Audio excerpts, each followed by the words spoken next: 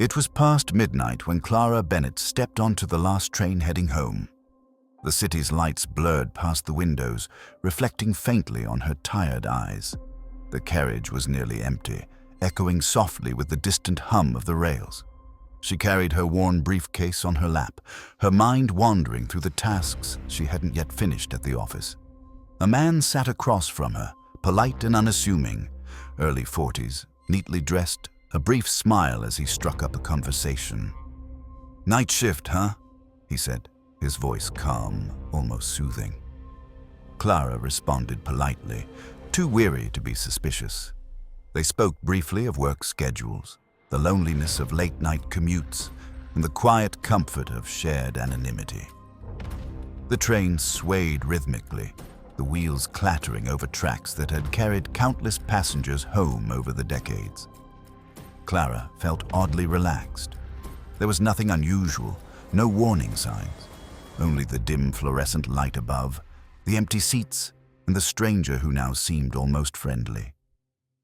When the train reached her usual stop, Clara gathered her things. The man wished her a pleasant night and disappeared into the shadows of the carriage. She stepped onto the platform, the echo of her shoes bouncing against cold concrete.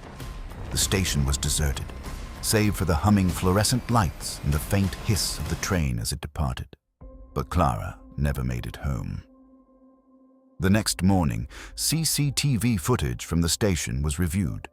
It showed the man from the train following Clara off the platform. Together, they walked down the steps toward the deserted streets outside the station. And then, abruptly, both vanished. No witnesses remembered seeing them. No taxi drivers, no late-night pedestrians, no security personnel. It was as if they had dissolved into thin air. The city was shaken. Clara's co-workers reported her missing. Her apartment remained untouched, lights dim, dishes in the sink, and her coat still hanging by the door. The police questioned neighbors and train staff, but there were no leads. Only a faint trace of fear lingered. A sense that something had shifted beneath the city's usual hum of life. Weeks passed. Investigators pored over the station's blueprints. That's when they found it. A service tunnel beneath the platform, long sealed off and forgotten.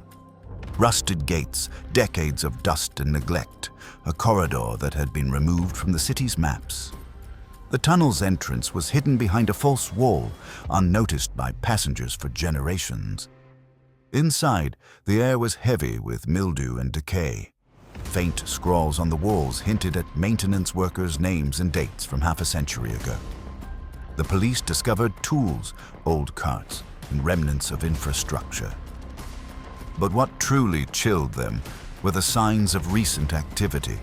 Footprints in the dust, a small abandoned bag, and the unmistakable scent of perfume that matched Clara's favorite fragrance. Forensic teams mapped every inch of the tunnel.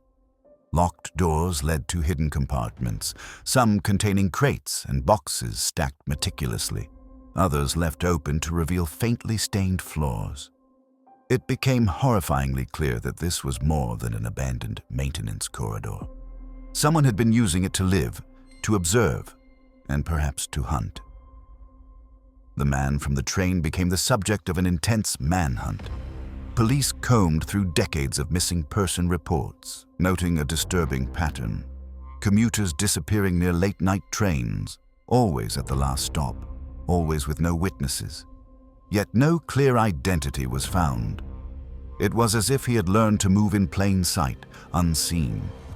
Interviews with former railway employees hinted at strange sounds beneath the station over the years.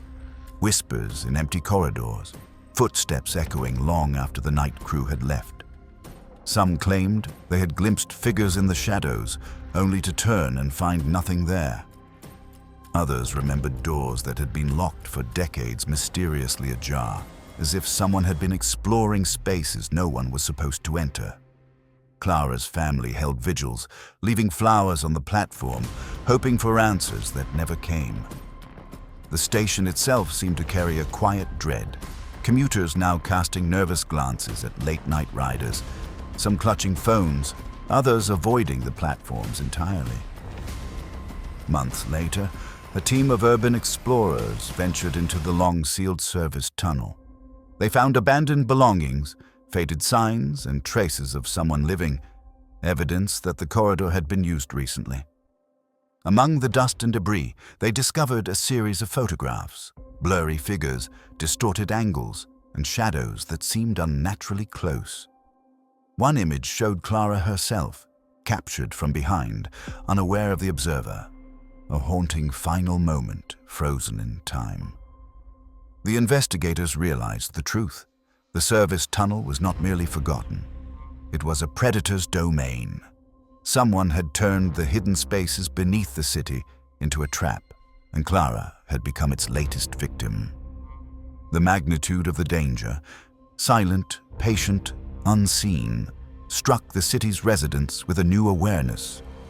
Even today, trains still run past that station, the fluorescent lights flicker, and passengers walk past unaware of the hidden corridors beneath their feet. Some swear they hear footsteps echoing faintly below, whispers that vanish when approached. And for those who remember Clara Bennett, the lesson remains.